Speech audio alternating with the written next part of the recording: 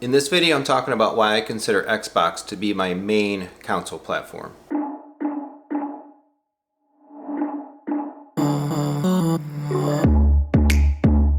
As I mentioned, I've gamed with and on every platform for many years, but through the last generations, I've treated Microsoft and Xbox in particular as my main platform of choice. Microsoft is just so far ahead with regards to the overall platform in my opinion.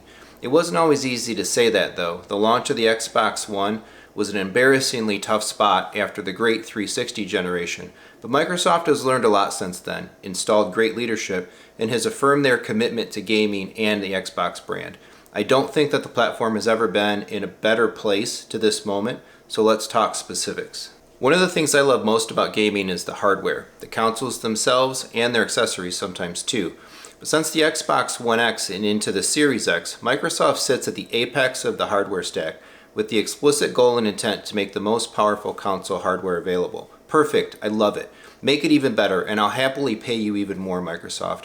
I want my games to run the best they can and the devs to have the most possible power to tap into.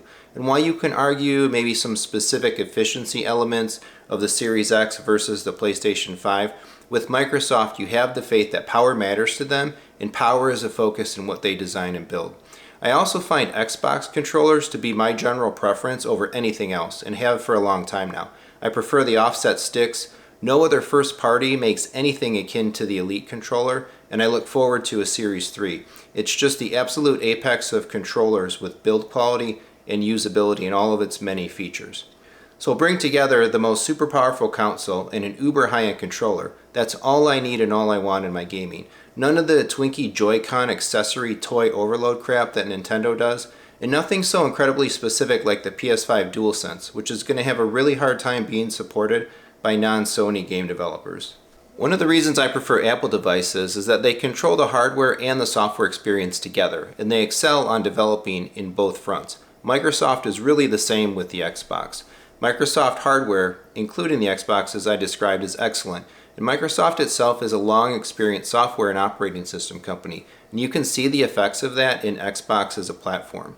And while the Xbox UI has evolved a lot over time, I still think it's the best gaming console UI and operating system of the three. It's fluid, efficient, and configurable. And Xbox provides the absolute best library and content management on device as well. You can search, filter, and adjust the presentation of your games. And the system actually remembers what you set and retains it when you come back, Sony. I can hide content I don't want to see. I can make tiles smaller so the games don't have to have such huge tiles. Again, Sony.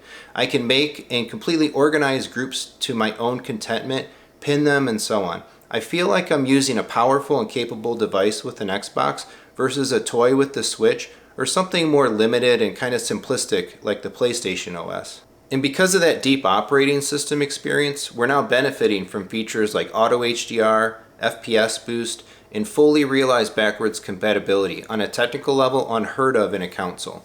And Microsoft clearly states that supporting the past and making it better is a core value of the Xbox platform. There's no better company, in my opinion, with which to be building a library of games for the future than with Xbox and Microsoft in the console world. They respect your purchases, they auto-save your games to the cloud by default, and instantly restore, port, and leverage those saves without the friction that Sony introduces to do this. Quick Resume as well is just amazing. It's all possible because of the pedigree of software knowledge and experience held at Microsoft and being fully applied to the Xbox platform. We as gamers will also reap the benefits of this with the xCloud strategy. Even for the cloud haters, having xCloud within Xbox has crazy potential. Want to try a game demo with instant access? xCloud. Want to easily access your games remotely on vacation or a business trip occasionally? xCloud. It can be such an empowering element of the platform and integrated right in. Microsoft also has some of the best family controls and family use management within the Xbox platform of anyone. We use our Xbox with our family of 4 so seamlessly due to the family-focused features, and I'll make a future video on that with specifics coming up. The platform features themselves just keep going on and on. Let's not forget that Microsoft essentially founded console multiplayer with Live, and over the years it's been the most developed and stable service for online play in my experience. Friends, parties, looking for a group, and so on, all make for top-notch, highest quality platform features.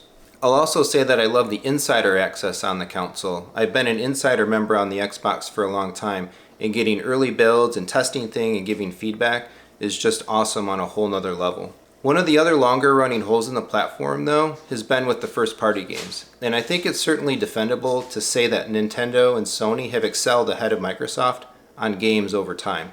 Nintendo games are so nostalgic and fun, and Sony games are just on their own level in terms of quality. But I very much look forward to the future of Xbox game studios. It's clear they're coming to play now with acquisitions, expansions, and investment.